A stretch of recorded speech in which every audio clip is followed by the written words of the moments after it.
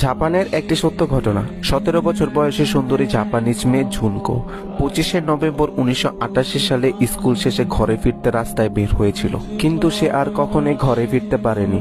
জো কোমিসাকু এবং তার 3 বন্ধু ঝুনকোকে কিডন্যাপ করে তারপর একটি ঘরে তাকে 44 দিন বন্দী করে রাখা হয়। ঝুনকো তাদের কাউকেই চিনত না, আর তার সাথে তাদের কোনো পূর্বের শত্রুতাও ছিল না। শুধুমাত্র তার সাথে ফুর্তি করার জন্যই তাকে আটকে রাখা হয়। তবে এই ফুর্তি কোনো সাধারণ ফুর্তি ছিল না। প্রথম দিন 22 নভেম্বর তাকে স্ট্রিপ ডান্স করানো হয়। লাইটার দিয়ে তার চোখ, কান, নাক জ্বালানো হয়। গরম লোহা তার ভেজাইনাতে প্রবেশ করানো হয়। 44 দিনে তাকে প্রায় 400 বারেরও বেশি ধর্ষণ করা হয়। 11তম দিনে 1 ডিসেম্বর তাকে বেধড়ক পেটানো হয়। তার মুখ কান ফ্লোরের উপর রেখে তার উপর লাফানো হয়। সিলিং এর সাথে ঝুলিয়ে তার মুখ থেকে রক্ত বের না হওয়া পর্যন্ত তাকে ঘুষি মারা হয়। তার নাকে এত রক্ত জমে গিয়েছিল যে সে শুধু মুখ দিয়ে নিঃশ্বাস নিতে পারত। পানি খেয়ে সে বমি করে দেয়, কারণ তার পরিপাক ক্রিয়া একদম নষ্ট হয়ে গিয়েছিল।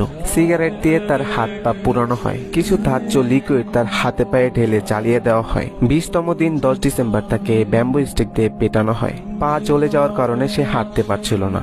ভারী বস্তু দিয়ে হাত ভেঙে দেওয়া হয়, নখ উপড়ে দেওয়া হয়, আর নিজের ইউরিন তাকে খেতে দেওয়া হয়। প্রাইভেট পার্টে জ্বলন্ত সিগারেট লাগিয়ে দেওয়া হয়। সে পালানোর চেষ্টা করলে তাকে আবার ধরে 30তম দিন 20 ডিসেম্বর তার মুখে গরম বমি ঢেলে দেওয়া হয়। চিকেন গ্রিল করার রড তার প্রাইভেট পার্টে দেওয়া হয়। এরকম আরো অনেক কিছু আছে যা বলার মতো না।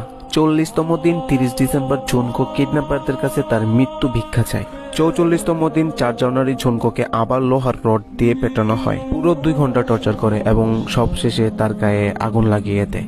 এই 17 বছর বয়সী ঝুনকো তীব্র ব্যথা নিয়ে, কষ্ট নিয়ে, একাকিত্ব নিয়ে মারা যায়।